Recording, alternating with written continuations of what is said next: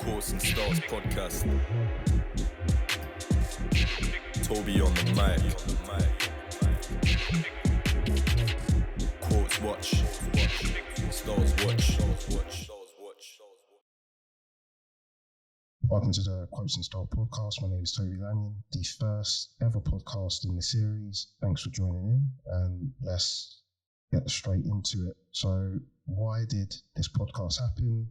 I started a project called Quotes and Styles in 2020. If I could push myself in the areas of photography, creativity, improvisation, and capturing stories from people and merging those stories into the portrait series, that's how this project started out. From there, it took off. I really just networked and, talked to people in the scene and really just captured the stories of these incredible individuals. If you have a look on the website, quotesandstyle.com, see all the people I managed to capture from the years 2020 to 2021 or 2022. And really, it was just a case of really pushing myself and seeing that I was actually passionate about this area of creativity. And it really started out was in 2019 when I picked up a magazine, and it was Soccer Bible, and I remember having a look through it and just being amazed at the sheer creativity, the people that were involved, the stylists, the photographers, and knew I had to pursue this. And it was a case of figuring out how to do photography, how to get models involved, reaching out to people, and that's how the project was born. And I think from now, it's really just about taking it further, because the pandemic sort of parked this project on the side, but a lot of recent events has reminded me that even if it's something where you have an idea, or whatever reason it doesn't work the first time, there's always a way to bring it back. And if you started something, you can always bring it back and continue it. So that is where the project is, and hopefully this takes it to new heights. And it's part of a couple of different things, big ideas that I've got. But if you want to start something, as Gandhi said, you've got to start it from yourself. If you want to be the change yourself. So without further ado, let's go through Stars watch. One of the brands that's been making waves in the scene in the last few years is Corteiz. For the listeners that don't know what Corteiz or what is Corteiz, it's a brand, it's a streetwear brand. The founder, Clint, who goes by the alias of 419 from his social media, he started the brand in 2017 in West London. Corteiz, with its iconic Alcatraz Island logo, with tagline Corteiz rules the world. Or streetwear brand is kind of come out of nowhere and just completely took over the scene. I only really discovered the brand when on a Quotes and Style photo shoot with a young lady called Jasmine. She was wearing Corteiz tracksuit bottoms. When I tried to tag the brand, I was struggling because it got to a private account. They don't really have a lot of social media presence. What is this brand? So I did a little bit of digging and then stumbled across the CRTZ RTW handle, which was private. And I was just like, that's a bit weird for a brand to be private. What Clint has been doing in the space, what he's been doing in terms of guerrilla marketing, Corteiz has been making waves in the scene like no other brand has come about. And his recent campaign with the Air Max 95 collaboration with Nike, which was a big thing, big step move for Nike to collaborate with Corteiz. But if anybody has seen what the brand has been doing over the past couple of months, the years, they would have known that this collab was going to happen. But with the Air Max 95, probably one of the biggest collabs that we've seen from a streetwear brand, lifestyle brand, which is Nike. But even they couldn't imagine the levels that Corteiz is a sort of trajectory of that brand. Really, it's a case of Clint not doing a lot of what brands have been doing now, which has been engaging people at the street level, doing the unexpected. If you have a look at his campaigns, just feet after feet with the campaigns such as the Bolo Exchange, the genius of that, and asking people to trade in their, you know, prestigious jackets for a Corteiz, dropping locations out of the hat and having, you know, the streets of London taken over by, you know, hundreds of people trying to find the locations, trying to find the coordinate, and all of this through organic marketing, no promotions, no endorsement. It takes a lot of guts for a person to do that, but I think Clint understands that if you can build something and not follow the crowd and be the boldest in the room, gauge the culture at the street level, everything else will take care of itself. I said it in TikTok blog that I saw that was talking about it. So I said that basically you can't replicate what Clint's done and what Corteiz has done with paid social endorsement. You know, I think a lot of brands are forgetting their roots and forgetting that everything happens on the ground. You engage the culture. Everything impactful happens on the ground. You engage the culture at the street level and everything else will take care of itself. I remember having a chat with somebody about targeting the next generation now in terms of them being the next buyers, as you would say. And I said to them that, look, you've got to target the culture.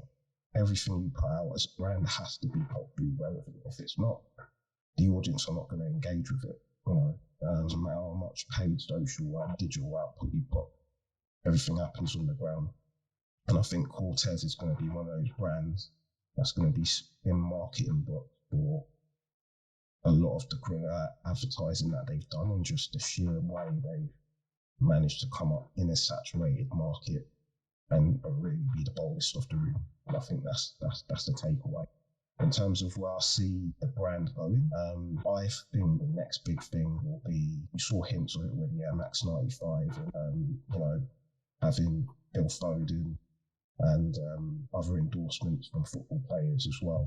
I think if there was ever going to be a football shirt released, it would be probably the biggest non-club associated football shirt that literally does numbers. Like, the brand is, I think we're only at the beginning of what the brand can. I think the brand is just getting started, and it's so cool that a guy from London, we're both fellow Nigerians, British, London Nigerians, started something in his room that's literally taken over the world. So Corteiz rules the world. MSCHF, or pronounced MSCHF, big red boots. Now, anybody that saw this making the waves would have been like, this looks ridiculous, this is cartoonized, fashion's gone crazy, you know, get this off of my social media page. But having to think about this and really sort of digging deep, and, you know, the agency, MSCHF and Creative Studio, they've been doing these sort of projects for years. Started in 2016 by Gabrielle Whaley and a group of friends, and they pretty much describe themselves as a product studio, but they've been doing products and things that have really made statements, such as like the Jesus shoes. For me, when I saw this, I thought of the immediate reference to Astro Boy, because it's very much similar. If you have a look at the Astro Boy cartoons, it's literally the actual boot size as well. So I think there's something to be said about the influence of cartoons and anime in the fashion world. And instead of looking at it like it's a crazy fad, I'm quite surprised that we haven't seen more of it, because cartoons bring about nostalgia. Same with movies, same with people going to films. You go to experience different worlds, you want to sort of be taken out of your reality a little bit. So it's unprecedented the amount that anime or cartoons has had in the fashion world, just the influence.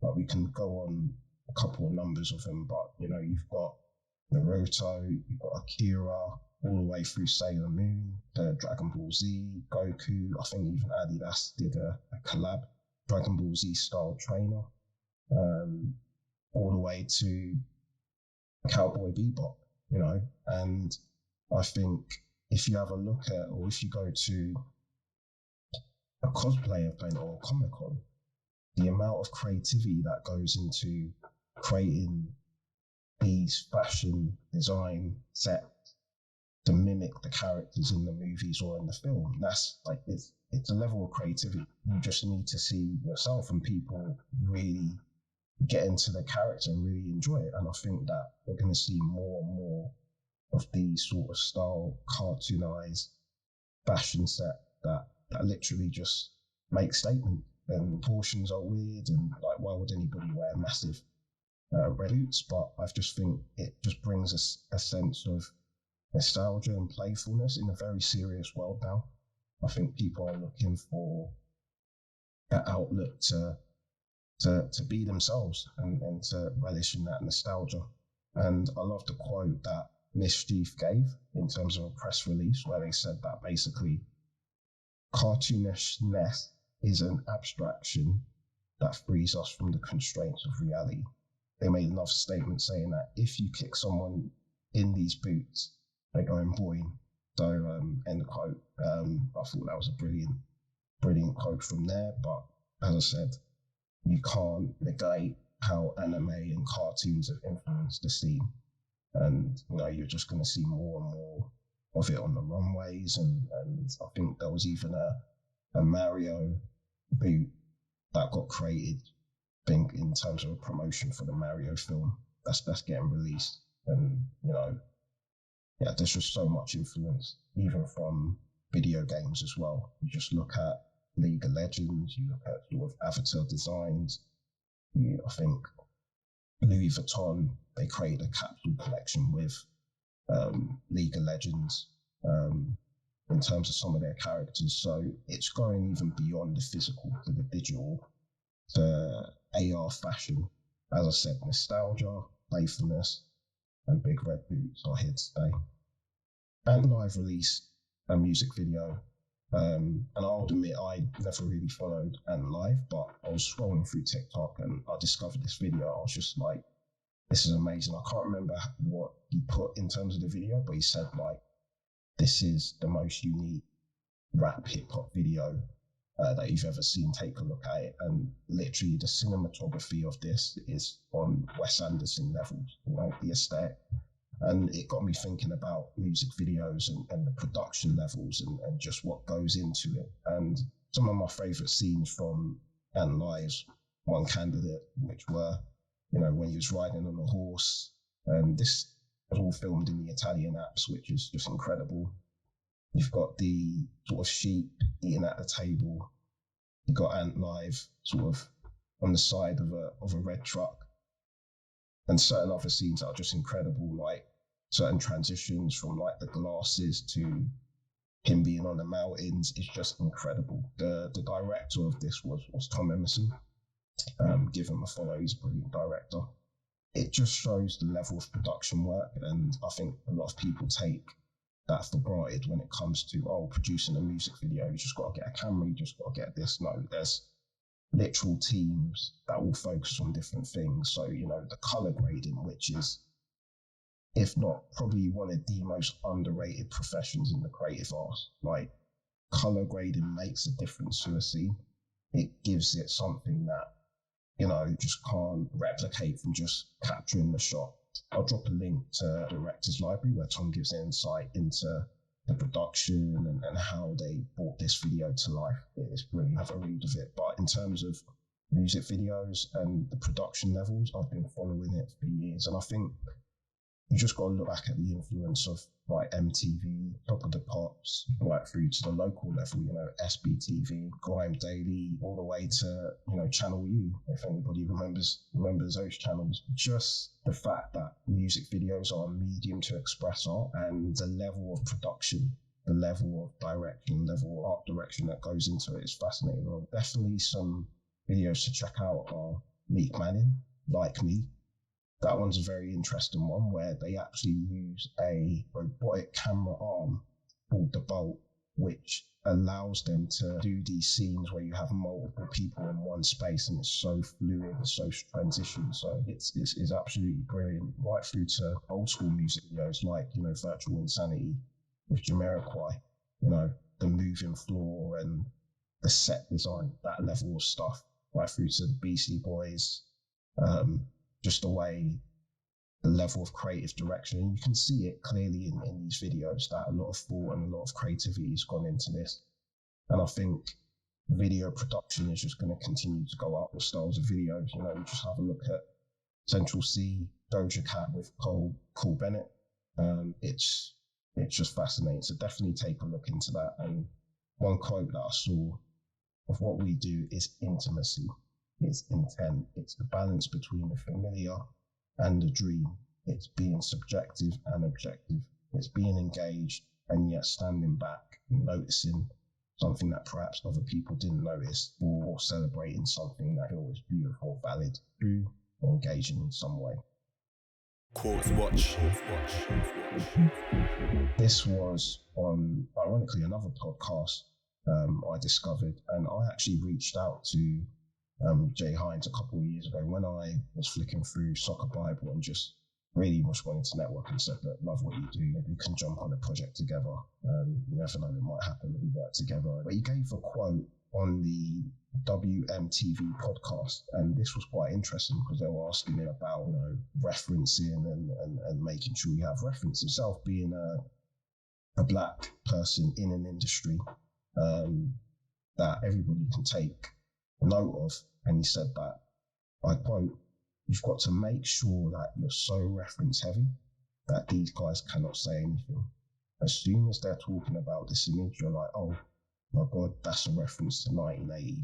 That's a reference to 1999. I'm just elaborating on the point. I won't say the full thing, but it's interesting he says that, because when I started in my career, I didn't always make references. I'll make references here and there. I remember when I started joining agencies, I've got to give props to really a guy that I worked with before in the past called Viv Craywood. He really pushed me to, start putting stuff in Pinterest boards, start taking references, creatively references, and even to this day, my references are so much like on Instagram. I'm just pulling references from everywhere, here, there. I see something, I'm saving that as a reference, and those references have helped me all the way to looking at something that I found 2 years ago, putting in a presentation and showcasing it. So references are important, and I think they almost build a library in your head when you need, or whatever situation in the future. And I remember a funny story, somebody had a look at my Instagram and said, you need to change your metric numbers, you need to change your followers versus who's following ratio. And in my mind, I was like, no, my ratio is fine. I have less followers, but I'm following more people. That means I'm getting references, I'm saving more, and I'm building up that library. So I think it's a great quote. As I said, I'll quote it again. You've got to make sure that you're so reference heavy that these guys can't say anything. And it's so true. It's so true. And yeah, it's a brilliant quote. So in closing, thanks for listening. This was very much freestyled, but I tried my best. I had some issues with trying to set up the podcast, trying to get the recording, but I want this podcast to be, most importantly, to be the best podcast that you listen to for inspiration. Maybe it's something that you've heard, maybe it's something that you can reference, or as a director or somebody that I reference. I think I'm not putting any limits on this, and from where it's been birthed, I want it to go as far as it can go. That's my aspirations. I don't need to put a metric to it. I don't need to put a listener count. If one person gets inspired, that's this podcast. If they get a reference, that's the goal for me.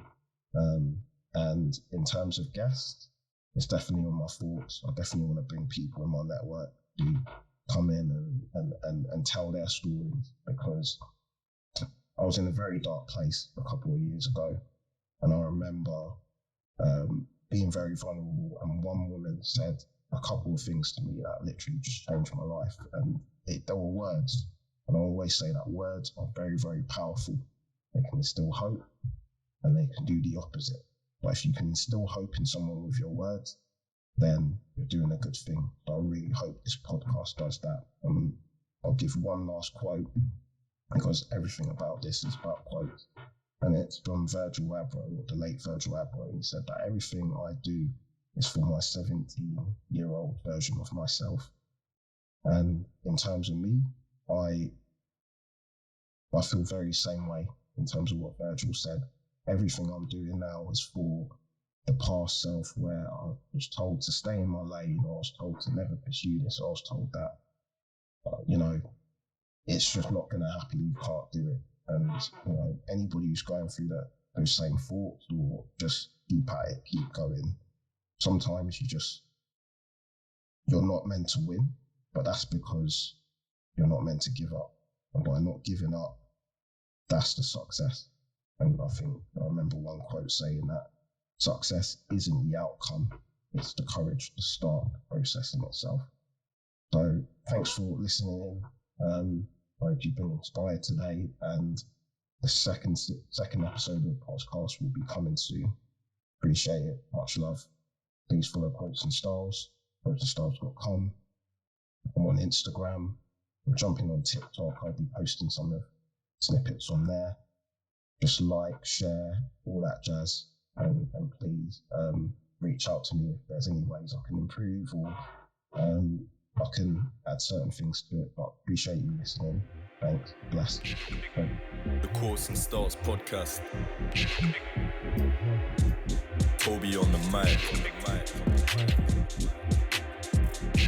Quotes watch. Styles watch.